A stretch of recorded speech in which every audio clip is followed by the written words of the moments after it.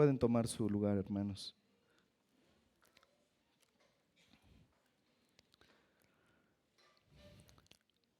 Hermanos, en este sermón voy a explicar este relato que encontramos en este pasaje que acabamos de leer.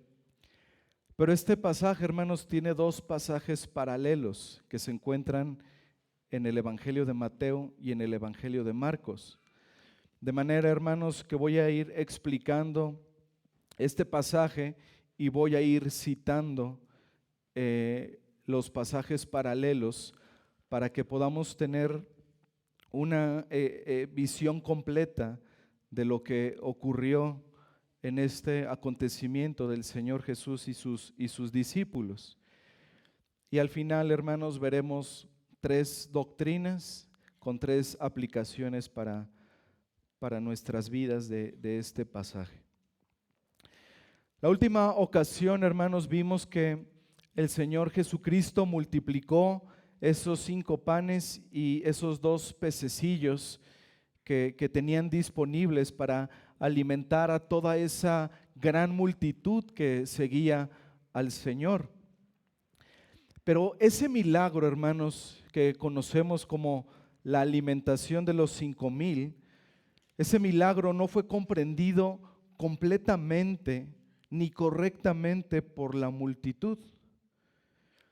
Esta señal de Cristo, hermanos, estaba demostrando que Él era el Hijo de Dios, que Él era el Dios encarnado, que Él era el Mesías de Dios.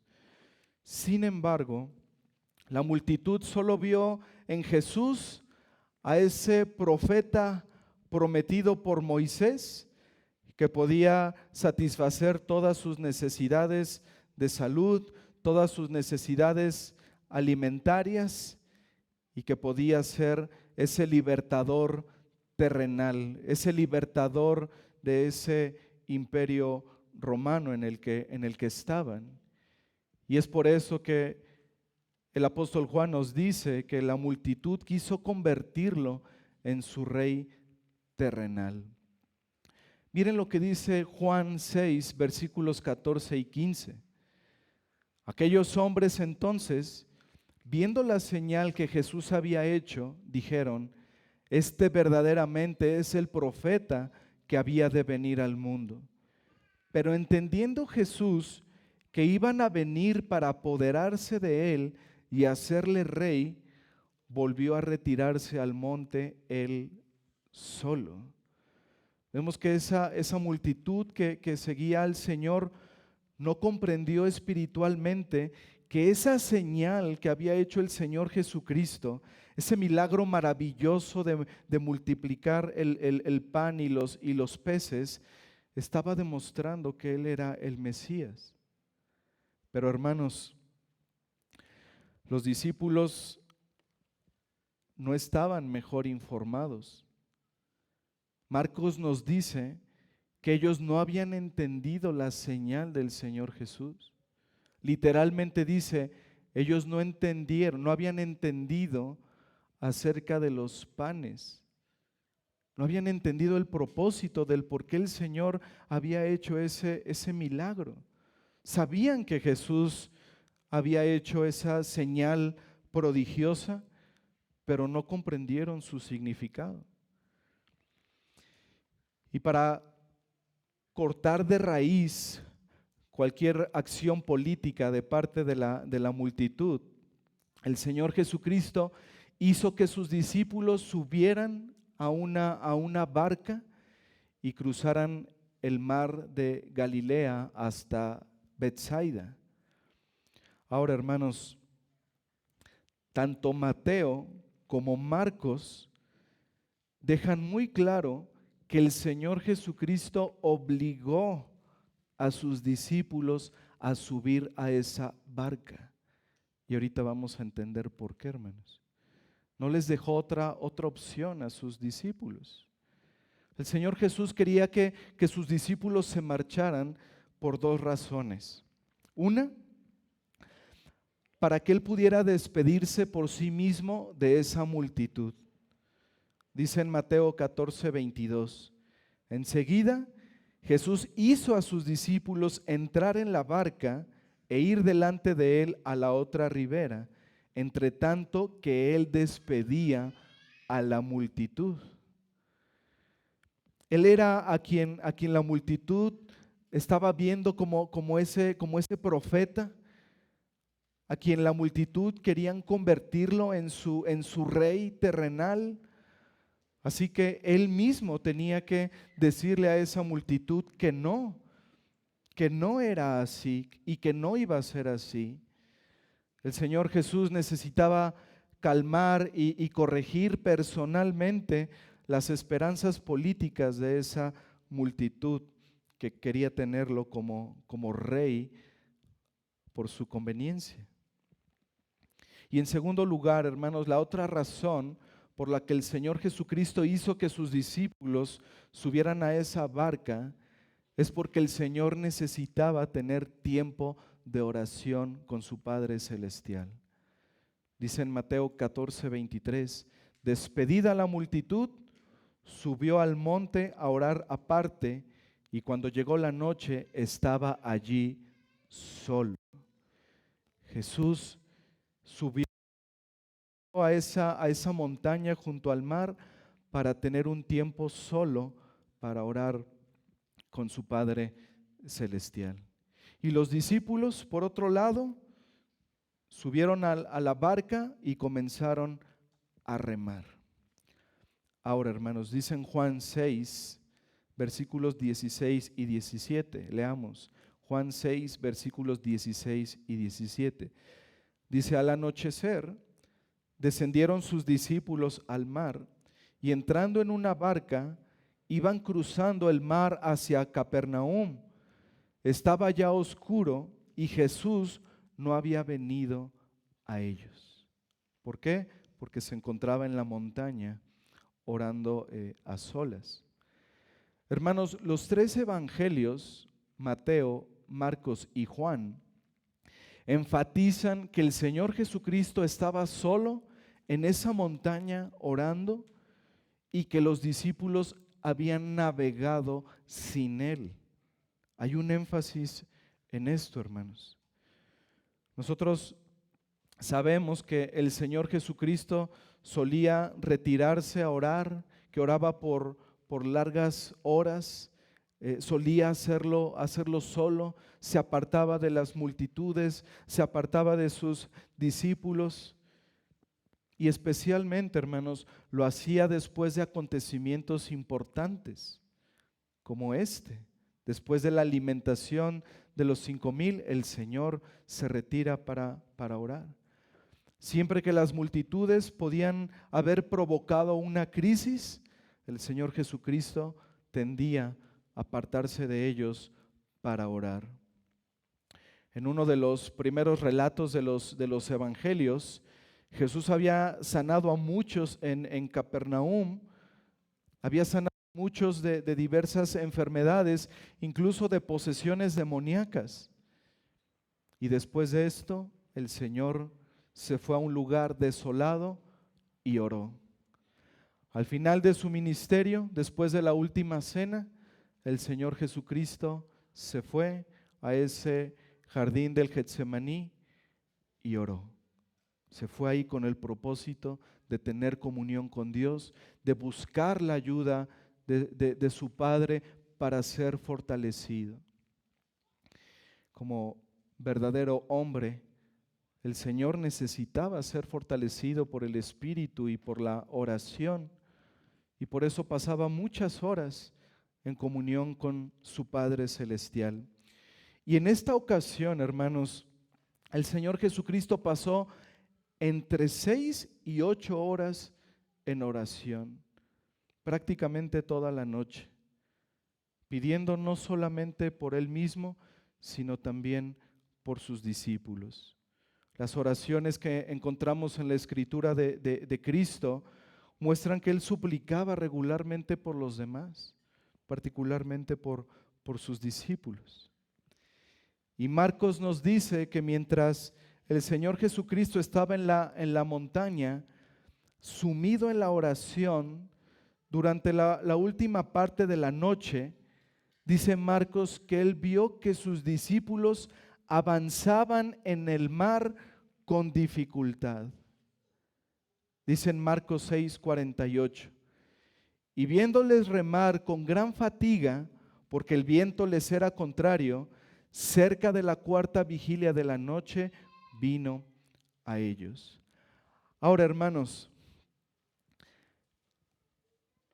aquí vemos un gran milagro. A veces esto lo pasamos desapercibido. Decimos, bueno, el Señor estaba en la montaña y vio a sus discípulos que estaban en dificultades en medio del mar. Pero hermanos, esto que dice Marcos de que el Señor vio a sus discípulos remar con gran fatiga, hermanos, esto es un milagro extraordinario. El Señor tuvo una visión extraordinaria de lo que estaba ocurriendo con sus discípulos. ¿Cómo sabemos esto? Mateo y Marcos, los dos evangelistas, nos dicen que la barca estaba en medio del mar. Y Juan, en nuestro pasaje de estudio, él es más específico al decirnos que los discípulos habían avanzado entre 25 y 30 estadios, lo que equivale aproximadamente a 5 kilómetros. Sumado, hermanos, a esa gran distancia, a esos 5 kilómetros, donde es imposible ver a alguien. Además de esto, los evangelistas nos dicen que estaba completamente oscuro porque eran entre las 3 y las 6 de la mañana y además había una tormenta. No hay manera, hermanos, no hay manera, humanamente hablando, de que Jesús pudiera ver la barca a lo lejos y mucho menos ver a sus discípulos. Así que esta es una visión extraordinaria que fue como un regalo del cielo para el Señor Jesús. Y el Señor Jesús respondió a esta visión con compasión. Marcos dice que Jesús vio que los discípulos avanzaban con dificultad porque el viento les era contrario. Mateo nos dice que la barca estaba siendo azotada por las olas. Y esa palabra azotada en el griego, hermanos, es una palabra muy fuerte. Nos dice, hermanos, que la barca estaba siendo golpeada por la tormenta y por las olas, que estaba siendo fuertemente golpeada. Incluso los barqueros experimentados, los pescadores experimentados como Juan, aún para ellos esto debió ser una prueba aterradora. Estaban en medio del mar, soplaba un viento fuerte, el mar estaba agitado, era la hora más oscura de la noche, avanzaban lentamente y con dificultades. Debían estar agotados después de haber remado por tanto tiempo, después de no haber dormido esas horas. Y es en esa situación, hermanos, cuando el Señor Jesucristo tiene esa visión, el Señor Jesús los ve y acude a su ayuda. Y lo más impresionante de esto, hermanos, es que lo hizo caminando sobre el mar. Lo hizo caminando sobre el mar agitado, sobre esas olas que golpeaban, que iban de un lado a otro con mucha fuerza por la fuerza del viento. Niños, este no es un cuento de fantasía. Esta historia de Jesús caminando en el mar no es un cuento de fantasía, es un hecho histórico, es algo que realmente pasó. ¿Y saben algo? Juan, el escritor del Evangelio, estaba allí en esa barca. Él fue un testigo ocular, él vio todo, él experimentó todo lo que pasó ahí. Y luego, años después, inspirado por el Espíritu Santo, escribió este acontecimiento que él experimentó en su propia carne. El que creó las olas, el Señor soberano de los mares, que es el Señor de todo, Él caminó en el mar, Él caminó con un paso firme en medio del mar tempestuoso hasta llegar cerca de esa barca. Y dice en Juan 6, vayamos ahí, Juan 6, versículos 18 y 19, dice, y se levantaba el mar con un gran viento que soplaba. Cuando habían remado como 25 o 30 estadios, vieron a Jesús que andaba sobre el mar y se acercaba a la barca y tuvieron miedo.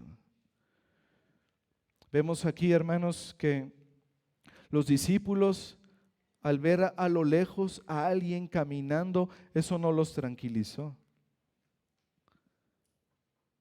Imaginen, hermanos, ya debilitados por la falta de sueño, el duro trabajo de remar y el miedo que sentían, la visión de alguien que viene caminando sobre el mar los aterrorizó más. Ellos nunca habían visto algo similar. Jamás esperarían que pudiera acontecer algo así, algo de esa naturaleza. Y Juan, hermanos, hablando de su propia reacción, dice en su evangelio que tuvieron miedo. Pero Mateo y Marcos incluso dice que gritaron de miedo los discípulos. Y no era para menos, porque dicen los evangelios, los evangelistas, que ellos pensaron que Jesús era un fantasma. No reconocieron a ese caminante que venía hacia ellos. Nunca habían visto a alguien caminando sobre el mar. Así que tuvieron miedo, tuvieron mucho miedo. Hermanos, muchas veces el miedo tiene su origen en una falta de fe dependiente en Dios. Y si apartamos nuestros ojos de Dios, el miedo tiende a engañarnos.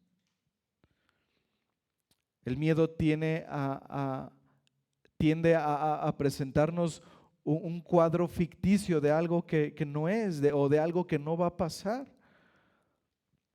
Trae falsedades a nuestra mente. Pero el hecho de que el miedo nos alarme gráficamente de que algo terrible va a suceder, no significa que vaya a suceder. Y eso es lo que estaba pasando aquí en la barca. El miedo pintó un cuadro de ficción a los discípulos, utilizando un aparente fantasma, un espectro, un espíritu. Tal vez los discípulos pensaron que ese fantasma venía a anunciarles su muerte. Pero la verdad, hermanos, es que no se trataba de un fantasma que venía a hacerles daño. La verdad es que era el Señor Jesús, su Maestro, viniendo hacia ellos para salvarlos y para calmarlos. Y eso describe, hermanos, todo el propósito del Señor en la salvación de los suyos. Su objetivo es rescatarnos, es llenarnos de paz. Él se preocupa por nuestro estado objetivo, pero también por nuestro estado subjetivo. Él quiere que estemos a salvo. Él quiere que nos sintamos seguros en Él. Y la Escritura, hermanos, está llena de estas promesas, llenas de estas palabras del Señor que nos dice: no temas, yo estoy contigo. Yo soy tu torre fuerte, yo soy tu Salvador. No hay que temer. Y es por eso, hermanos, que el Señor Jesús no prolonga el miedo de sus discípulos. Tan pronto como ellos gritaron de miedo, Marcos dice que inmediatamente Jesús les habló. Y sus palabras, tanto en Mateo como en Marcos, fueron: tengan ánimo, yo soy, no teman. Esas fueron las palabras de Cristo, hermanos. Los discípulos gritaron de miedo y enseguida el Señor les dice: tengan ánimo, yo soy, no teman. La presencia y las palabras del Señor Jesucristo tenían un objetivo: consolar a sus discípulos, tranquilizarlos, aliviar sus miedos. Ahora bien, hermanos, en este punto de la historia, solo Mateo añade un acontecimiento que ocurrió ahí y que tiene que ver con Pedro.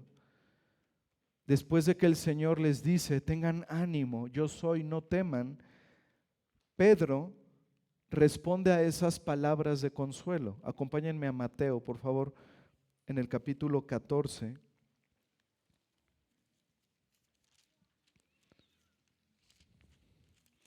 Mateo 14, del 26 al 33. Esto es algo que solo vemos en el Evangelio de Mateo. Mateo 14 del 23 al 36, perdón, al 33. Y los discípulos, viéndole andar sobre el mar, se turbaron diciendo: un fantasma, y dieron voces de miedo.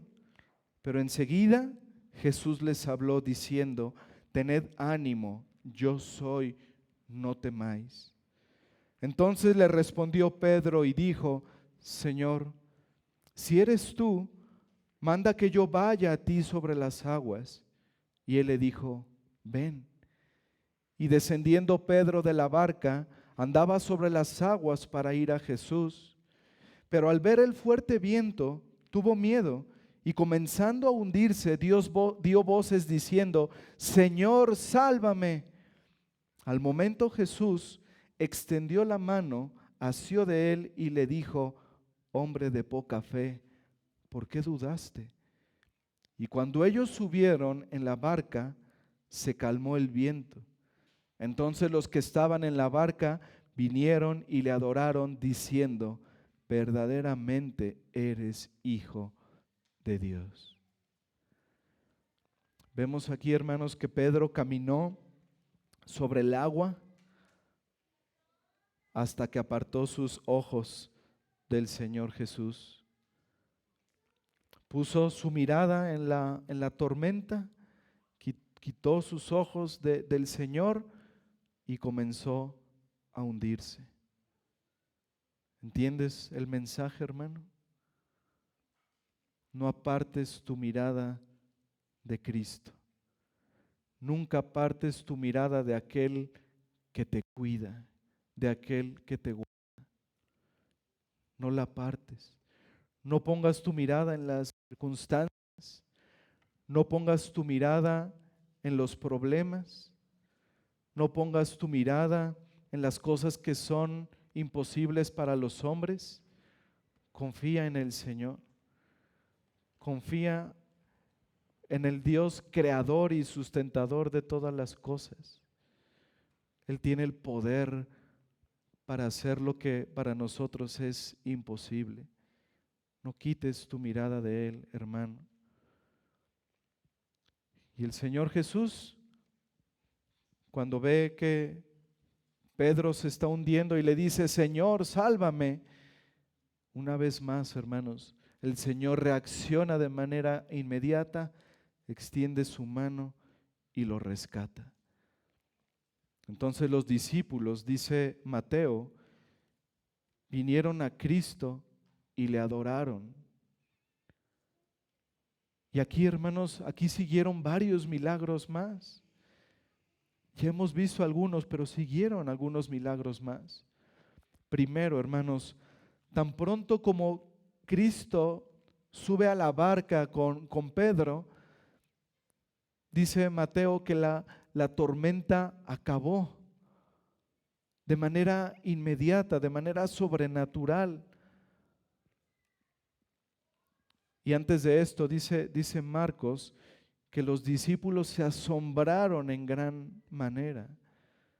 Estaban tan asombrados, hermanos, porque habían estado batallando con las olas del mar, con ese viento tan fuerte, y de repente el Señor sube a la barca y todo se calma. Los discípulos estaban asombrados en gran manera. Y entonces, otro milagro, hermanos. Los discípulos se dieron cuenta de que de manera inmediata, cuando el Señor sube a la barca, no solo la tormenta se calmó, no solo el mar se calmó, sino también los discípulos se dieron cuenta de que habían llegado instantáneamente a la orilla de la playa. En ese instante, hermanos, la barca llegó sobrenaturalmente a su destino. Y a través de estos acontecimientos, hermanos, es que el entendimiento de los discípulos aumentó. A través de esta gran dificultad, de esta grande prueba, los discípulos crecieron en su entendimiento de quién era Cristo.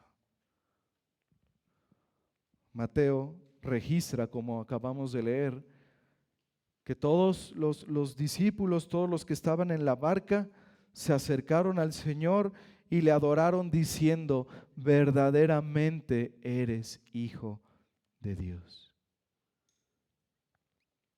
No lo habían entendido en la alimentación de los 5,000. No habían entendido el propósito, que era mostrar que Él era el Cristo, el Hijo de Dios. No lo habían entendido, hermanos. Pero ahora, a través de esta prueba, de esta dificultad, finalmente ellos entendieron y declararon, verdaderamente eres Hijo de Dios. Y esto nos enseña, hermanos, que las pruebas nos llevan a crecer en nuestro entendimiento de quién es Cristo. Cuando pasamos por dificultades, hermanos, y vemos la respuesta del Señor en oración, cuando vemos el cuidado de Cristo a nuestras vidas, cuando vemos su providencia sobrenatural obrando las cosas para nuestro bien, hermanos, es cuando podemos crecer en nuestro entendimiento de quién es Cristo, el soberano de todo, el buen pastor que tiene cuidado de nosotros. Las pruebas, hermanos, nos llevan a conocer mejor a nuestro Dios. Así que en estos acontecimientos de esa noche después de la alimentación de los 5,000, vemos entonces, hermanos, una serie de milagros. Una serie de milagros, de señales que finalmente llevaron a los discípulos a entender, tú eres verdaderamente Hijo de Dios. Jesús en la montaña ve a los discípulos en una visión, a sus discípulos que estaban kilómetros a distancia en el mar. El Señor Jesús en una visión ve que sus discípulos están en peligro. camina sobre el agua. Permite que Pedro camine sobre el agua. Sube a la barca y calma el mar. Y luego transporta la barca inmediatamente a su destino. Una serie de milagros asombrosos, hermanos, que vemos que ocurrieron en esa noche después de la alimentación de los 5,000. Y ese es el resumen de esa historia de Jesús con sus discípulos, de esta historia de Jesús caminando sobre el mar. Pero ahora permítanme, hermanos, mencionar 3 doctrinas que se desprenden de este pasaje y cómo es que podemos aplicar este pasaje a nuestras vidas. En primer lugar, hermanos, la primera doctrina que vemos aquí: Jesús es el Señor Dios del Antiguo Testamento. Jesús es Jehová. Eso es lo que es. Y este texto lo demuestra, hermanos. Y déjenme mostrarles cómo. Juan, hasta lo que llevamos ahorita del Evangelio, hasta el capítulo 6, Juan muchas veces y de muchas maneras nos ha dejado claro que Jesús es el Hijo de Dios. Desde el primer versículo, cuando declara que el Verbo es Dios, hasta su identificación como el creador de todas las cosas, pasando por su nombramiento como el unigénito Hijo de Dios y luego como el Dios unigénito, queda claro que Jesús es Dios. Y esto que acabo de mencionar, hermanos, lo encontramos en los primeros 18 versículos del Evangelio. Y hay muchas otras muestras de la deidad del Señor Jesús que vienen después y que vamos a seguir viendo a lo largo del Evangelio. Pero en este pasaje que estamos estudiando, hermanos,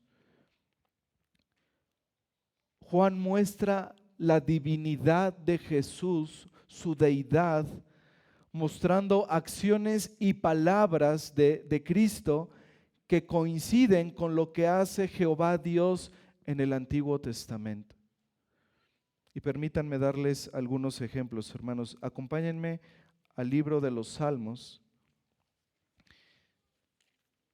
Vayamos al Salmo 107, por favor.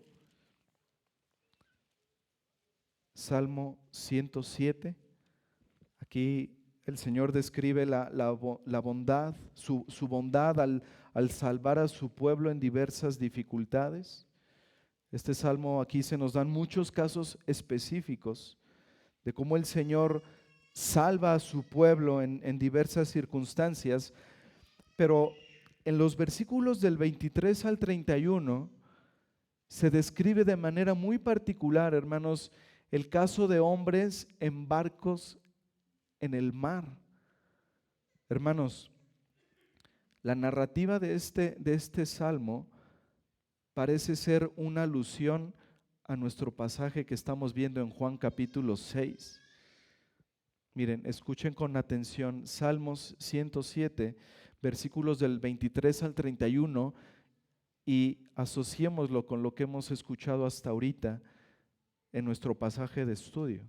Versículo 23 dice: los que descienden al mar en naves, barcos, y hacen negocio en las muchas aguas, ellos han visto las obras de Jehová y sus maravillas en las profundidades, porque habló e hizo levantar un viento tempestuoso que encrespa sus ondas. Suben a los cielos, descienden a los abismos, sus almas se derriten con el mal, tiemblan y titubean como ebrios, y toda su ciencia es inútil. Entonces claman a Jehová en su angustia y los libra de sus aflicciones. Cambia la tempestad en sosiego y se apaciguan sus ondas. Luego se alegran porque se apaciguaron y así los guía al puerto que deseaban. Alaben la misericordia de Jehová y sus maravillas para con los hijos de los hombres. Hermanos, este salmo parece ser una alusión a Juan 6. Aquí el salmista, hermanos, habla de el mar y su gran poder, de sus vientos, de sus olas, y los llama como maravillas de Dios. No es una naturaleza impersonal, es la obra de Dios, hermanos. Y por esto los hombres se aterrorizan porque saben que sus barcos, su habilidad, su valor no pueden compararse con los peligros de un poderoso mar y de una tormenta tempestuosa. Y por eso, dice el Salmo, claman al Señor y Él los rescata. Solo Él puede liberarlos. ¿Y cómo lo hace? Calmando la tormenta, acallando sus olas, aquietando el mar. Y al hacerlo, los lleva, dice el Salmo, a su destino deseado. Los lleva a un puerto seguro. Hermanos, eso es exactamente lo que hizo el Señor Jesús. Todo lo que aparece en este salmo lo hizo el Señor con sus discípulos aquella noche.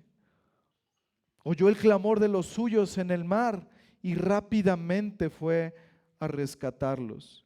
Calmó la tormenta y los llevó a un puerto seguro. Jesús hizo lo que solo Jehová Dios puede hacer. Esa es la cuestión, hermanos. Ese es el punto. Ahora, en Job 9, versículo 8, aquí se dice, hermanos, que Dios es el único que puede andar sobre las olas del mar. Job 9, versículo 8, dice, Él solo extendió los cielos y anda sobre las olas del mar. Jesús hizo lo que solo Jehová Dios puede hacer. Y en el Salmo 77, versículo 19, yo se los leo. Aquí se describe a Dios abriendo un camino en el mar, pisando allí con huellas invisibles. Dice el Salmo 77, versículo 19, en el mar fue tu camino y tus sendas en las muchas aguas y tus pisadas no fueron conocidas. Nadie más puede hacer algo así, hermanos. Solo Dios puede caminar sobre el agua. Su control de los mares es muestra, hermanos, de su poder soberano. Y eso es lo que hizo el Señor Jesús. Tuvo control sobre las aguas, sobre los mares. Jesús es Jehová. Él es el soberano de los océanos, el Señor de las olas, el Señor de las aguas.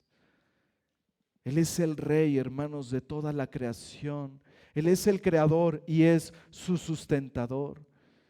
Jesús es el Dios que camina sobre el mar. Y ahora, hermanos, en Juan 6:20, regresemos ahí por favor. Juan 6:20, Jesús le dice a sus discípulos, yo soy, no temáis, yo soy. ¿Recuerdan ese nombre? Jesús, hermanos, alude al nombre de Jehová, lo hace suyo.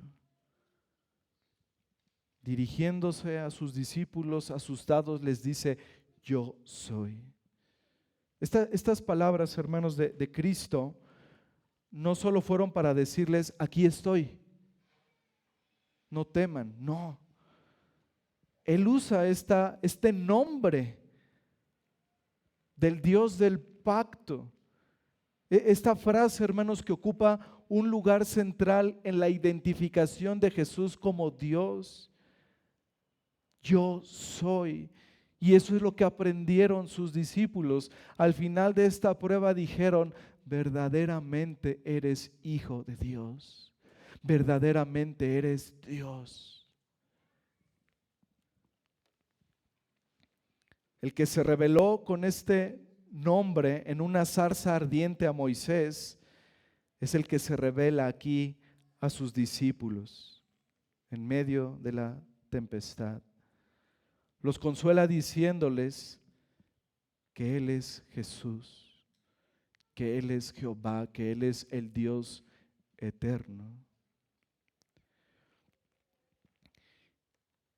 Y si hay alguien aquí que desea ser salvo, si hay alguien aquí que quiere tener el perdón de sus pecados y la vida eterna, debe creer en esto: Jesús es Dios. Permítanme recordarles el propósito del Evangelio de Juan. Juan lo escribe al final de su Evangelio en Juan 20, 30 y 31, y dice Juan: hizo además Jesús muchas otras señales en presencia de sus discípulos, las cuales no están escritas en este libro, pero estas se han escrito para que creáis que Jesús es el Cristo, el Hijo de Dios, y para que creyendo tengáis vida en su nombre. Querido amigo, estas señales que Jesús hizo tienen el propósito de que tú creas que Él es el Hijo de Dios, que Él es el Salvador de los hombres. Y para que si tú crees en esto, puedas tener vida eterna en su nombre. Para ser rescatado del pecado y del infierno, para poder tener vida espiritual, para poder ser reconciliado con Dios, para que tú puedas conocer verdaderamente a Dios, debes creer que Jesús es el Dios hombre. Debes creer en Jesús, poner tu confianza en Él, en lo que Él es y en lo que Él hizo para salvar a los pecadores.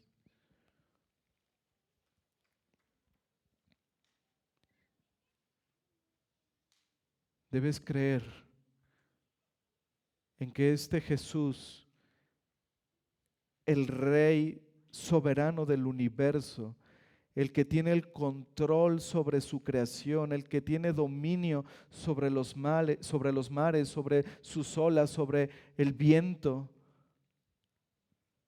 vino a este mundo, se hizo carne, vivió una vida perfecta y en la cruz del Calvario Él recibió el castigo que nosotros merecíamos. Si tú quieres ser salvo, si quieres obtener el perdón de tus pecados, debes creer en esto. El Dios eterno se hizo carne y habitó entre nosotros y vivió una vida de perfecta obediencia, y en el cumplimiento del tiempo fue a la cruz y ahí Él pagó por los pecados de todo aquel que cree en Él. Y dice la Escritura que todo aquel que cree en el Hijo de Dios tiene vida eterna y no perecerá jamás. Cree en el Señor Jesucristo para que seas salvo, para que todos tus pecados puedan ser perdonados. No mueras en tus pecados. No vayas a la condenación eterna. No mueras sin Cristo.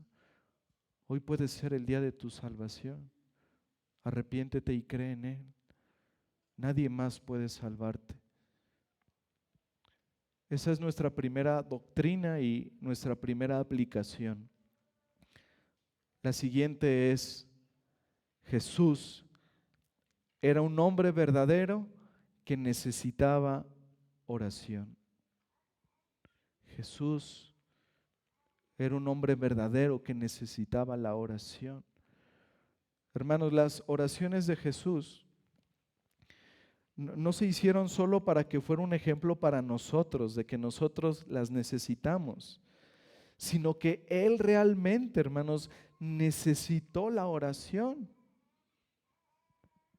En su humanidad, hermanos, Él tenía necesidades. En su cuerpo él sentía hambre, sentía sed, se cansaba. Y en su espíritu, hermanos, él necesitaba ese refresco de la oración. Él necesitaba ir en oración al Padre para ser fortalecido. Y más claro no lo podemos ver que en el huerto de Getsemaní, donde el pensar en esa copa que debía beber lo llevó a sudar grandes gotas de sangre,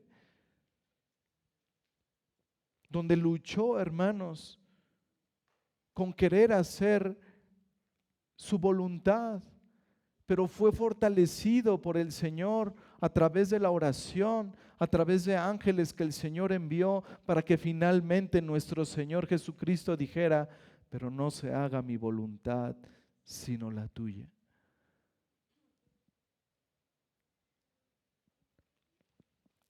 Ahora bien, hermanos,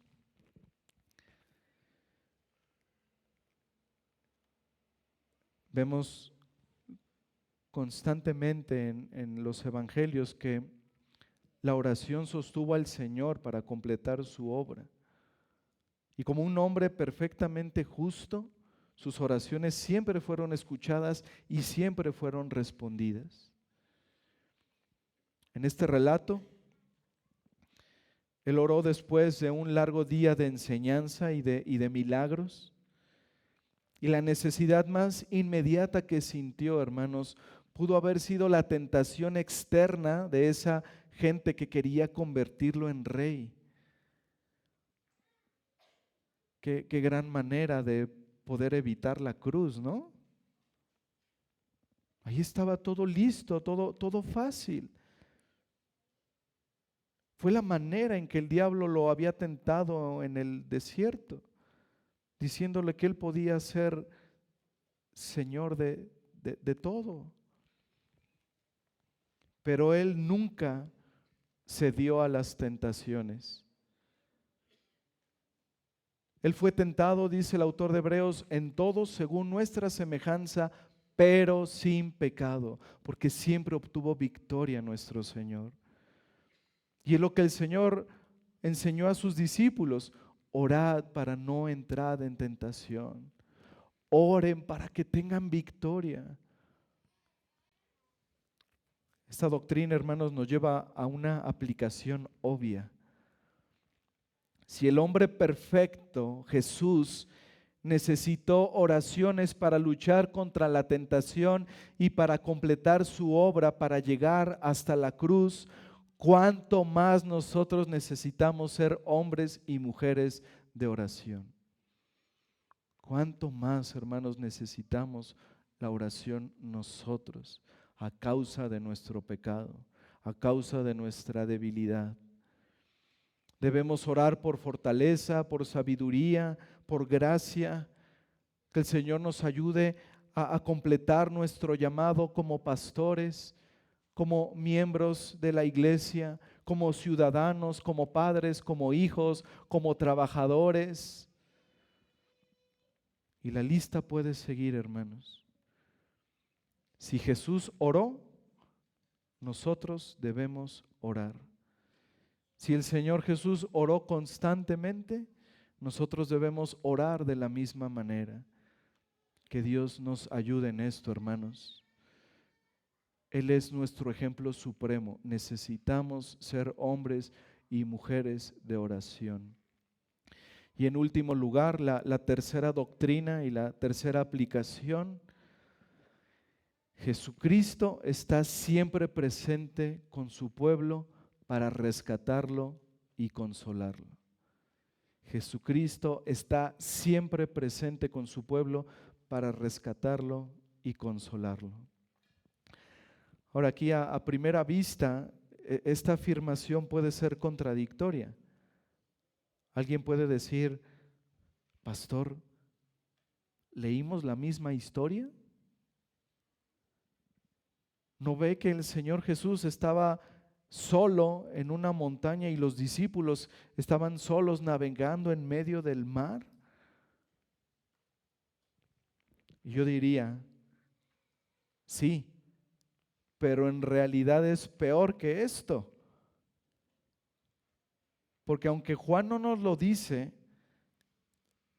por el salmo que leímos y por otras escrituras, hermanos, podemos estar seguros de que esa situación en la que se encontraban los discípulos, esa tempestad, ese mar golpeando la barca, podemos estar seguros, hermanos, de que esto fue un acto deliberado, arraigado en el plan de Dios.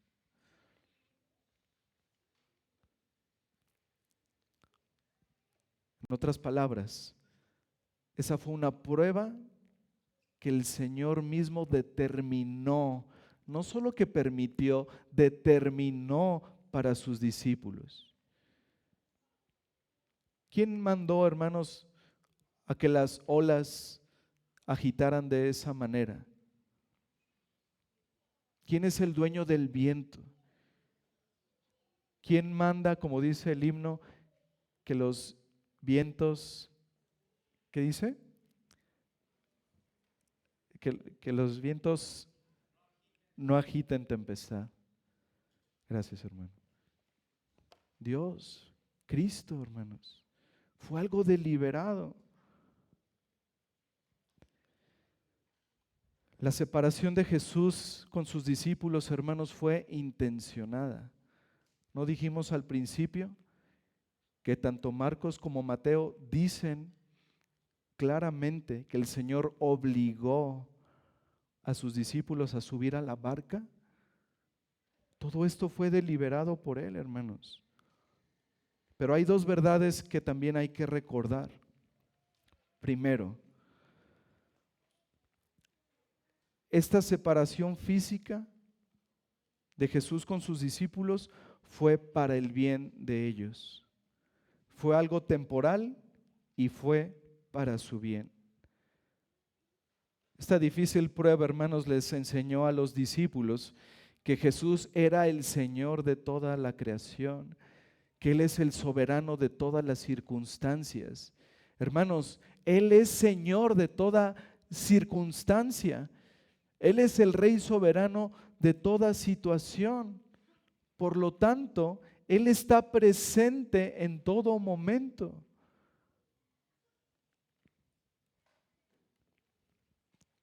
Él está presente en todo momento y en toda circunstancia, hermanos. De otra manera no sería Dios.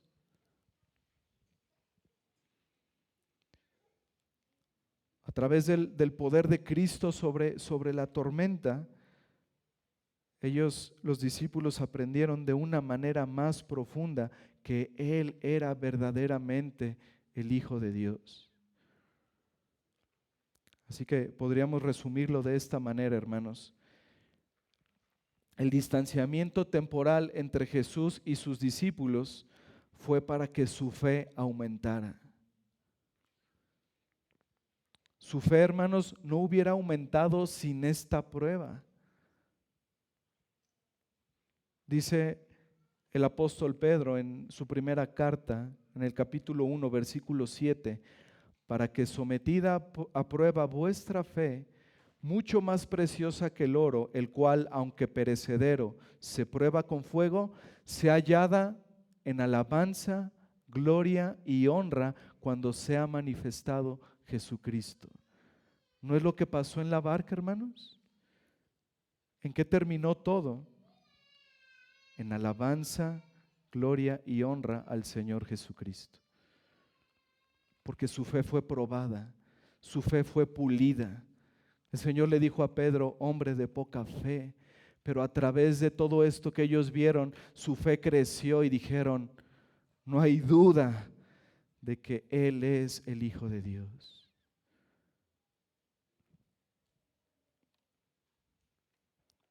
Pero la segunda verdad, hermanos, es que el Señor Jesucristo seguía presente de una manera espiritual con ellos.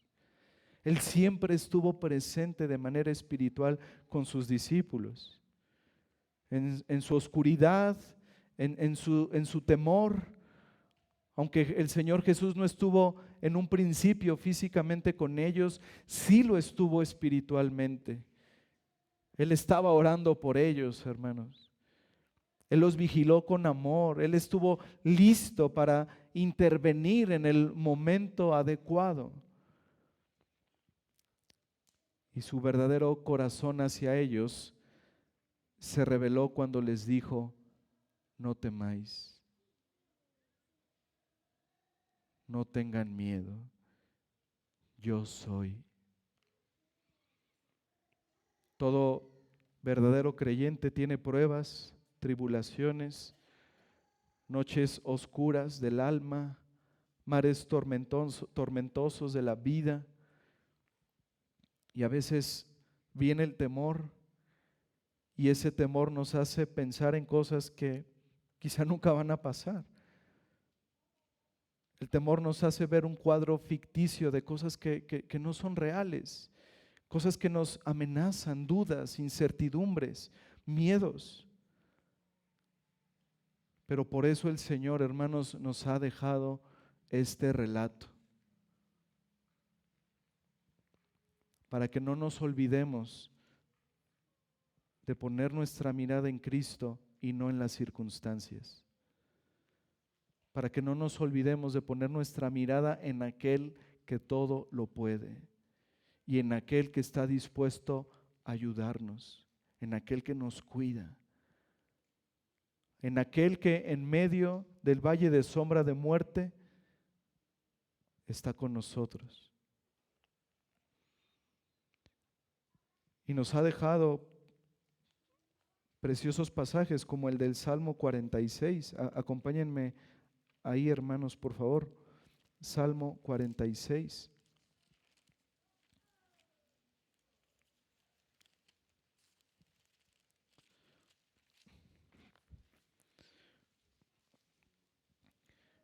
Hermanos, cuando estudiamos detenidamente este salmo, parece ser nuevamente el patrón a partir del cual Juan cuenta la historia. Salmo 46, versículos del 1 al 3. Dios es nuestro amparo y fortaleza, nuestro pronto auxilio en las tribulaciones. Por tanto, no temeremos, aunque la tierra sea removida y se traspasen los montes al corazón del mar, aunque bramen y se turben sus aguas y tiemblen los montes a causa de su braveza. Bueno, pastor, pero ¿cómo podemos no temer? Versículo 7. Jehová de los ejércitos está con nosotros. Nuestro refugio es el Dios de Jacob. Dios, hermanos, está con nosotros. Él dice, versículo 10, estad quietos y conoced que yo soy Dios. Y nosotros debemos responder, versículo 11, Jehová de los ejércitos está con nosotros, nuestro refugio es el Dios de Jacob. Aquí está la clave, hermanos, recordar que Él está con nosotros. El Dios de los ejércitos, a quien nadie puede vencer, está con nosotros. ¿Por qué temer? Así que Jesús dice a cada cristiano, yo soy el que vive eternamente y está contigo. No te dejaré ni te desampararé, no temas. Hermanos, estas palabras no solo las encontramos en Juan 6, en este Salmo 46, en Josué 1. Estas palabras, hermanos, que encontramos constantemente en las Escrituras y que Cristo dijo a sus discípulos, no temas, tienen el objetivo de consolar nuestras almas.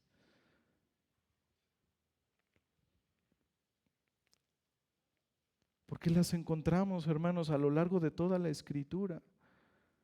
No temas. El Señor quiere, hermanos, que su pueblo no tenga temor, que su pueblo sea consciente de que Él está con nosotros en todo momento y en toda circunstancia. Así que, hermano, nunca dudes de que su presencia está contigo.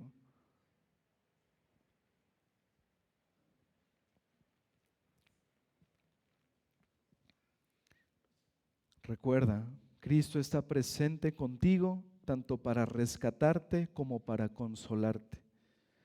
Y Él está con nosotros en esta mañana, recordándonos estas palabras para consolarnos.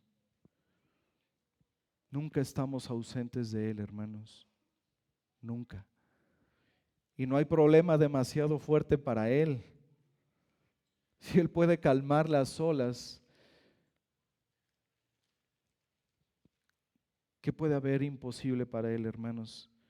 Él está dispuesto y es capaz en el mejor momento, en el momento justo, de venir a nuestra ayuda.